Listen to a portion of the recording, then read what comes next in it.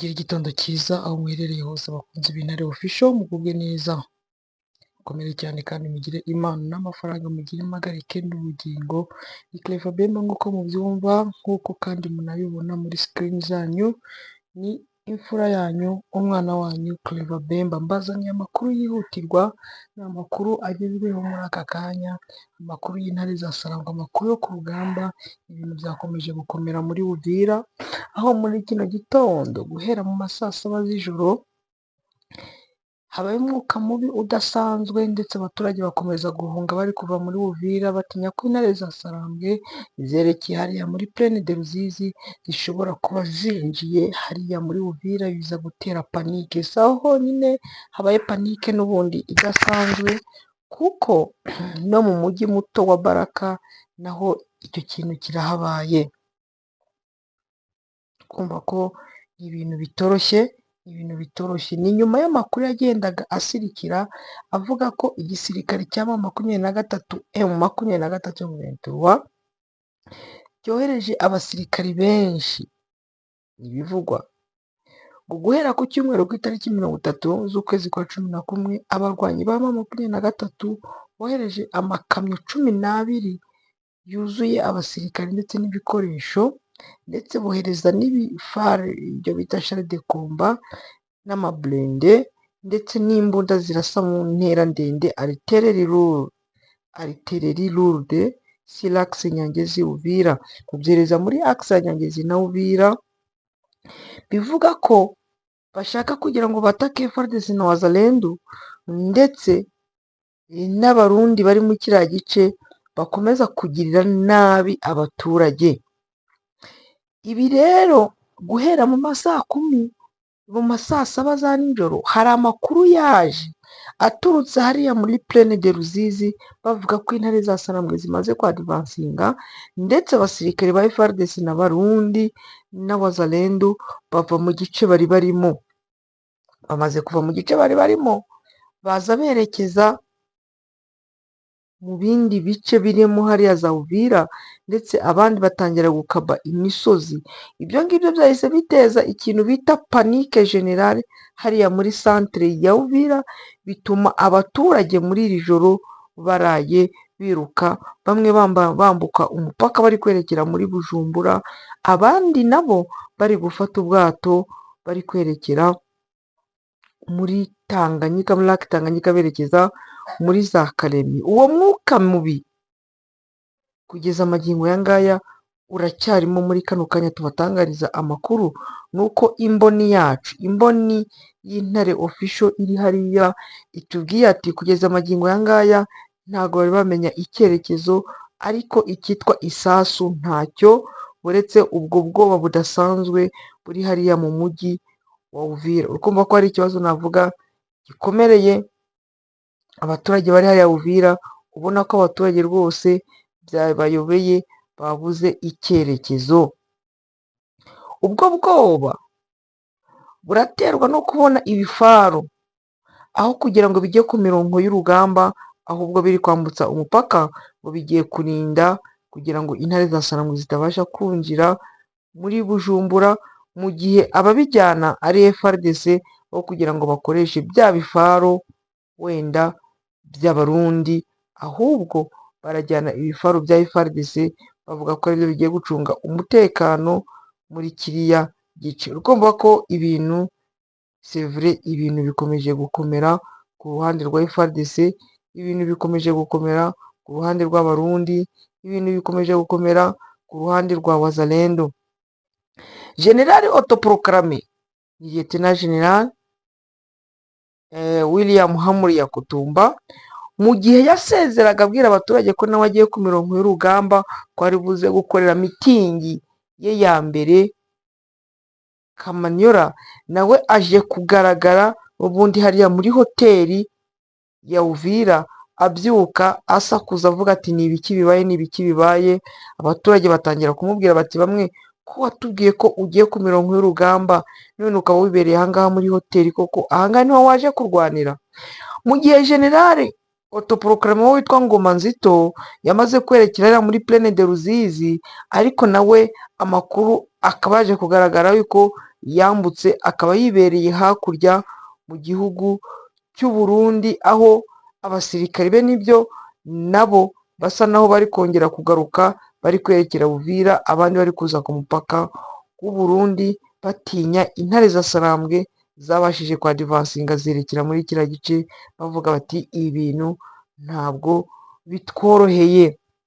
Muri Mwenga rero naho ibintu bikomeje gukomera, aho intare za Sarambwe zikomeje kwigarura uduce, zikomeje gufata n'utundi duce muri aka kanya. Inkuru yihutirwa rero ni uko muri Mwenga hatangiyemo ikintu cyo bita imisako mu buce mwa 23 yamaze gufata, ndetse bamwe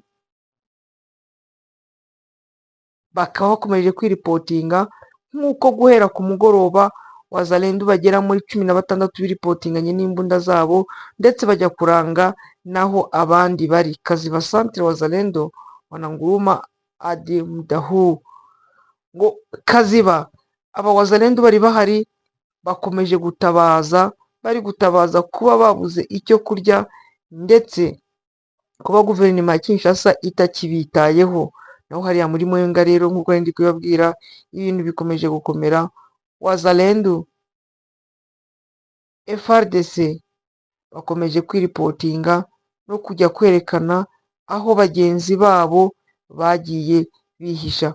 Murumva ko ibintu bikomeje kuba bibi ku ruhande rwa FRDC, ibintu bikomeje kuba bibi ku ruhande rwa Wazalendo, ibintu bikomeje kuba bibi ku ruhande rwa FDNB, ibintu bikomeje kuba bibi ku ruhande guverinoma ya Kinshasa iri kwifashisha kugira ngo babashe guhangana n'intare za Sarambwe, babashe guhangana n'igisirikari cya M23.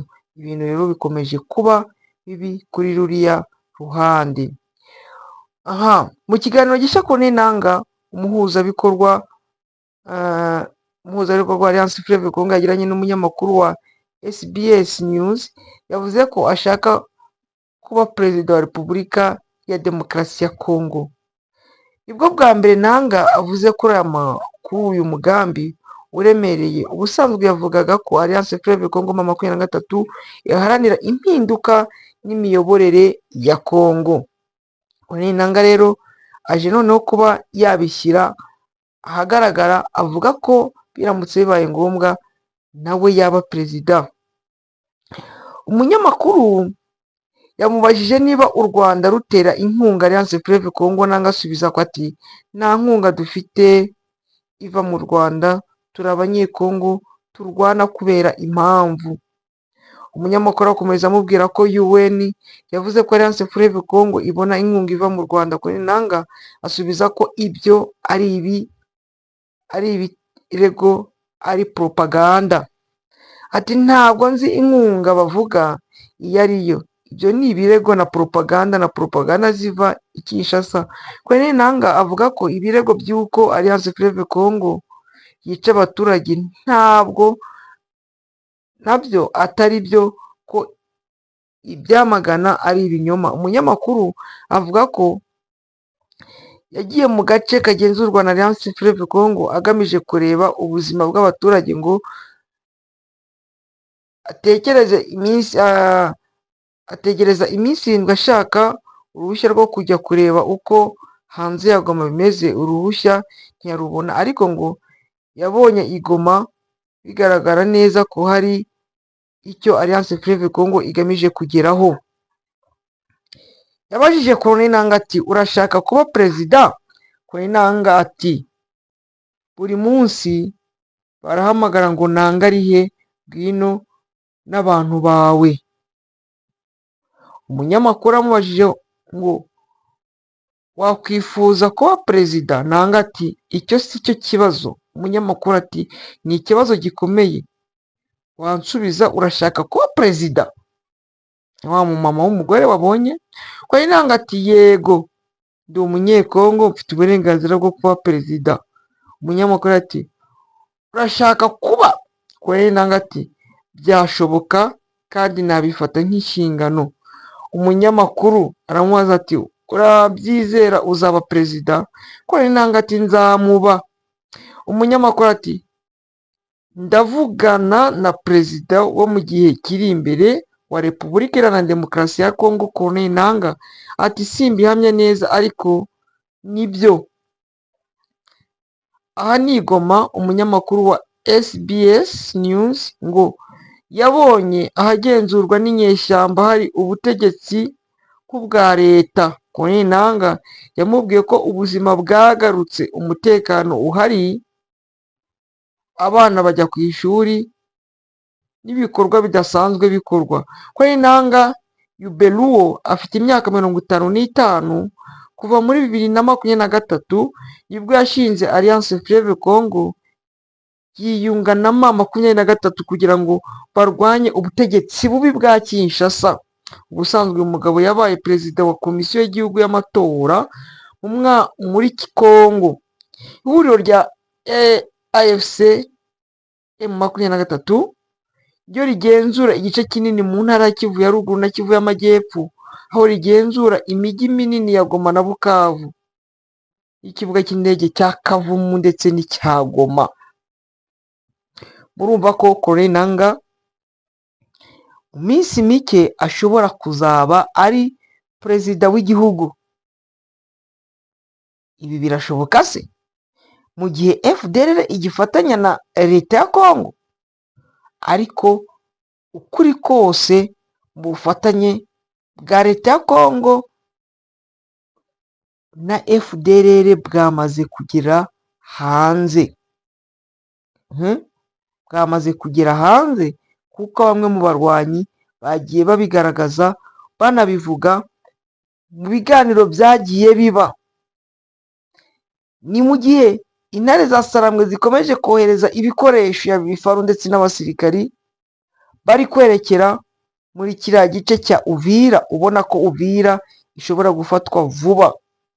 Ni mu gihe wa murwanyi ukomeye ariko utagifite imbaraga, Generali Autoproclamé Guido Shimurayi, akomeje kwerekana ko yiteguye guhangana n'intare za Sarambwe, nubwo ubona ko kuri we ubwoba ari bwinshi.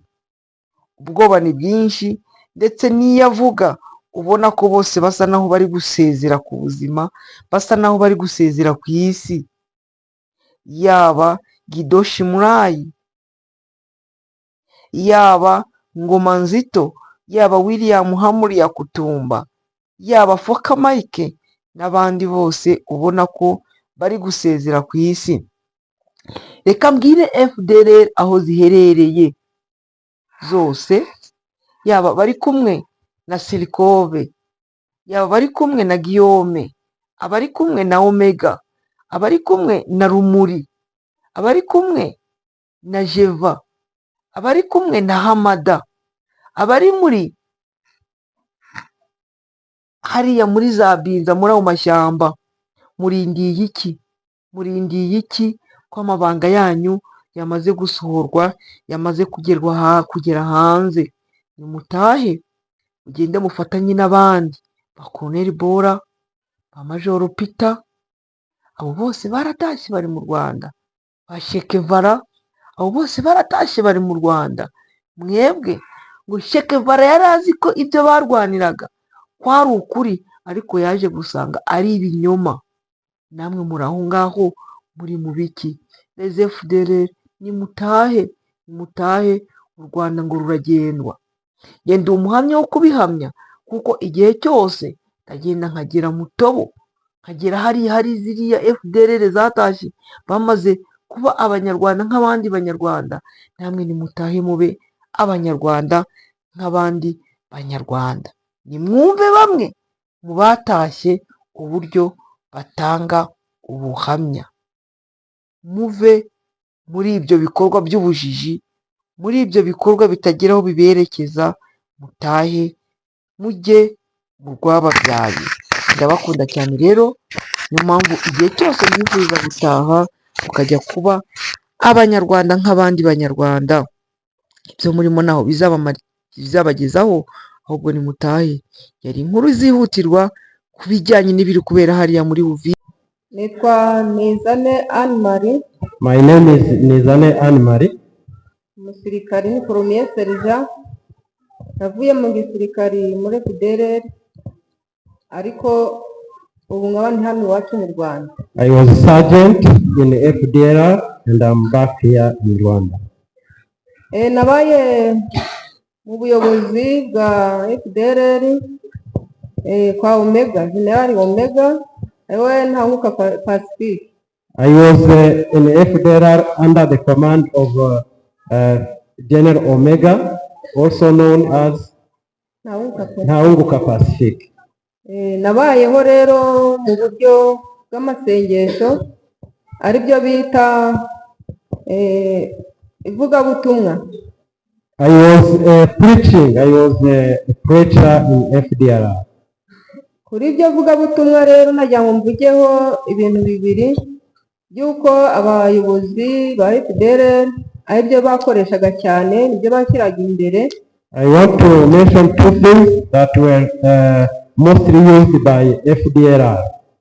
Ku byerekeranye n'ivugabutumwa bateguraga ibintu bakabihereza abaturage n'abasirikari babumvisha yuko igihugu ari icyabo, abatutsi batagomba kukibamo, ari icy'abahutu. They were mobilizing population and soldiers, saying that the Rwanda is theirs and the Tutsis have no place in Rwanda. Kugira ngo byumvikane neza bakabishyira no mu nzego z'amasengesho, bakabihereza abanyamasengesho ngo babibwire abasirikari n'abaturage. And that message was also given to the preachers to give it in the function. Ubwo twamara kubifata gutyo, nanjye nari ndi muri abo ngabo babitanga. I was also among those who preached those messages. Ubwo tukababwira yuko Imana ari ivuze ko igihugu ari icyabo kandi nta bwacu bakoma imbere ko abatutsi bagomba kukivamo, ari icy'abahutu. And we told them that Rwanda is for the Hutu, is theirs, and the Tutsis have no place. The Rwanda belongs to them. Bakabyicaramo nk'isezerano. They took it as a promise, as a God's promise. Imana yabahaye. Noneho ubwo ibyo ngibyo byamara kuvaho, hakaba igihe bakeneye nk'imyenda ya gisirikari, amafaranga. Sometimes they needed money and a military uniform. Bakavuga yuko abanyamasengesho aribo bagomba kubabwira aho bigomba kuba. And they say that the preachers are the ones that will tell them where money and uniforms would come from. Byavagahe rero tukababwira yuko Imana ibabwiye yuko bagomba kujya muri kariyeri gusukura amabuye y'agaciro. And we told them that the God's message is that they should go to the mining sites. Agatwika amakara bakavuga yuko nabyo bibafasha mu buzima busanzwe. And also make charcoal from the trees, from the forest. Gusengera ibikoresho ari byo by'imyambaro n'imbunda, tukabisengera tukavuga ati Imana irabibahaye, birava hehe? Muri Kongo niyo yabafashaga. And we told them that God had given them all that support and it would come from DRC. Byamara kuza bagavuga ati abanyamasengesho musengera inzira aho biranyura. Twamara kubisengera ubwo tukabwira ati biranyura aha, bagafata ko abanyakongo barabaye ba FARDC bakivanga na ba FDLR bakajya guhura nabyo, byanyura Kanyabayonga, byanyura ahandi hantu muri side, bakabifata inzira bakajya kubizana. And they told the preachers to pray for the route by which those support would pass, and it came from the FARDC, which is the DRC's national army, and they asked the preachers to pray for the route, and the people went to meet the FARDC to channel that support, to bring it to the FDLR. Nabonye rero ibyo ngibyo ntaho byazangeza, ufata inzira yo kuvuga ati reka nze ntahe mu gihugu cyacu. I realized that there is no way out, and I personally decided to come back to Rwanda. Murakoze. Thank you. Amazina nitwa Sorbambale Amos, nkaba naraturutse. My name is Private Amos Mbale Amos, Private Mbale Amos. Nkaba narageze hano nturutse mu burasirazuba bwa Kongo, umutwe wa FDLR. I came here from Eastern DRC, from FDLR FOCA. Nageze hano mu Rwanda tariki 13 z'ukwezi kwa cumi, maze ukwezi kumwe n'ibyumweru bibiri hano mu Rwanda. I arrived here at 13 October 2025. Nakoreye imyitozo ya gisirikare i Masisi muri Kongo, ndangije banzana hano mu parike y'Ibirunga, nyuma nakoreye operasiyo zanjye zose. I did my military training in Masisi region in DRC, and afterward I was deployed in a Virunga area near the border. Ubwo byaratugoye cyane, twabaye ahangaha higama tubana na FARDC, ariko ntibyaje kutworohera. Izi ntambara zabaye zanigenzwa na FARDC, baraturashe batwigiza inyuma twerekera za Rutshuru. It was tough. We were with the FARDC in Goma, but we were beaten by during takeover by M23, and we were pushed up to Rutshuru area. Twabayeho mu buzima bubi, ngo imfashanyo ya FARDC yaduhaga abayobozi bakashyira mu bintu byabo bwite, dukomeza kubaho mu buzima bubi, bigeze ahungira igitekerezo cyo gutaha. It was tough because all the support we receiving from FARDC was taken by our command, and when life became too tough, I decided to come back home. Ntabwo byanyoroheye na gato, kuko njyewe narigishijwe ko umuntu yagerageje gutaha mu Rwanda bamwica cyangwa se bakamufunga akabura irengero. Myself, I was told that whoever tries to come back to Rwanda is killed or disappeared. Nashakishije amakuru ashoboka ku basore twabanaga bari baratashye, ngize umugisha mbafatisha ku telefone. I tried to look from my colleagues who had returned before, and by chance I got them through telephone. Ubwo bambwira neza ko ari bazima, ko batuye nta kibazo, bambwira n'uburyo u Rwanda barurimo bafite aho bageze mu buryo bwo kwiteza imbere. They told me that they are in Rwanda, no problem at all, and they informed me about how they are working to improve their lives. Ubwo nakoresheje ijoro ndi kuza, ndi kumwe n'abagenzi banjye babiri, tuzi ijoro tuba dubonye uburyo bwo kwinjira muri MONUSCO iratuzana itugeza ahangaha mu Rwanda. I traveled by night with 2 colleagues, and we entered MONUSCO, and MONUSCO took charge of us and brought us back to Rwanda. Twageze hano mu Rwanda twakirwa neza cyane nk'umwana utashye iwabo. Ubwo ibisabwa byose twarabibonye, na n'isaha tunacyabibona. Ubu nkaba niteguye igihe nzavira hano, ko nzafatanya n'abandi kubaka u Rwanda, kandi ko nzakumira icyo ari cyo cyose cyahungabanya umutekano w'iki gihugu. We were very well received, and we are still receiving very good support, and I am ready when I go from here to work to build my nation and protect my country.